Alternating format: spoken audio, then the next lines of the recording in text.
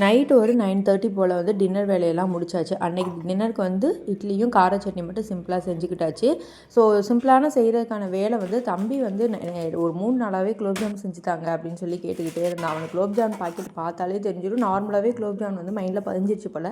அதனால் குலோப்ஜாம் கேட்டுக்கிட்டே இருந்தான். அதனால் சரி செஞ்சு வச்சிடலாம் இன்றைக்கி அப்படின்னு சொல்லிட்டு தான் செய்ய ஸ்டார்ட் பண்ணியாச்சு. 9:30க்கு மேலே தான் செய்யவே ஸ்டார்ட் பண்ணியது. ஃபஸ்ட்டு வந்து அந்த பக்கம் ஜீராவுக்கு வந்து வச்சுட்டேன். அது கூட ஏலக்காய் எல்லாமே போட்டு வச்சுட்டோம் அப்படின்னா கொதிச்சு வர கேப்பில் இந்த பக்கம் உருண்டை எல்லாமே பிடிச்சி வச்சிட்டோம்னா உருண்டை பொரிக்கிறதுக்கும் கரெக்டாக இருக்கும் அப்படின்னு சொல்லிட்டு தான் இந்த தடவை நான் தண்ணியில் வந்து மிக்ஸ் பண்ணாமல் லைட்டாக பாலை ஊற்றி தான். ஏன்னா பால் ரொம்பவே கம்மியான குவான்டிட்டி தான் தேவைப்படும் அப்படிங்கிறதுனால குலோப்ஜாமுன் எல்லாமே செஞ்சு வச்சதுக்கப்புறமா தம்பிக்கு புதுசாக பால் டப்பா வந்து சின்னதாக வாங்கிட்டு வந்திருந்தேன். பெருசு வந்து தஞ்சாவூர்லேயே போட்டு விட்டு வந்துட்டேன். அதனால சரி இப்போதைக்கு இது வச்சுக்கலாம் அப்படின்னு சொல்லிட்டு அதையும் சுடுதண்ணியில் கொதிக்கப்பட்டாச்சு. இந்த பக்கம் துணி காஞ்சிட்டு இருந்துச்சு. அதையும் எடுத்துகிட்டு வந்துட்டு போர்வை எல்லாத்தையுமே அலசி போட்டிருந்தேன் வாஷிங் மிஷினில். ஸோ அதை எல்லாத்தையுமே எடுத்து மறுபடியும் காயப்பட்டாச்சு. இந்த பக்கம் குலோப்ஜாமுன் 1 மணி நேரத்தில் நல்லா ஊறி வந்துருந்தது. சூப்பராக சாப்பிட்டு ஒரு 11:30க்கு தூங்க போயாச்சு.